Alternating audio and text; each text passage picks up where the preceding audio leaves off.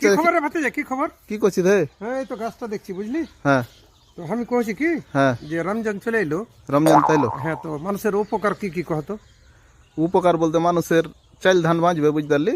চাল ধান বাঁচবে। হ্যাঁ। আর আর তোর ধরলে এমনি সুইট থাকবে, মানুষের কাজ কাম তখন নাই রমজান মাসে, হ্যাঁ খরচা কমে যাবে। এই তো খরচা কমে যাবে, এগুলাই উপকার। আর এটা কি? উপকার যেটা তুই মনে করছিস সেটা নয়, আসল উপকারটা হচ্ছে কেন? শরীরের উপকার হবে। হ্যাঁ হ্যাঁ হ্যাঁ। এটা বিজ্ঞানসম্মত কারণ আছে। হ্যাঁ আরেকটা হচ্ছে কি যে প্রচুর পরিমাণে পূর্ণ উপার্জন করবে মানুষ, নেকি নেকি নেকি পেবে। হ্যাঁ আর আসল যেটা হচ্ছে কি যে গরিবেরা না খেয়ে থাকলে যে কি কষ্ট হয়, হ্যাঁ। বড় লোকেরা যখন রোজা করবে তখন কিন্তু বুঝতে পারবে। তো আচ্ছা, কথাটা তো কিন্তু অরিজিনাল তো। হ্যাঁ এবং দান দান ধ্যান করবে মানুষ বেশি বেশি। হ্যাঁ আর 1 টাকা দান করলে রমজান মাসে হ্যাঁ। ৭০ টাকা সামনে নাকি পেবে। আচ্ছা ঠিক আছে।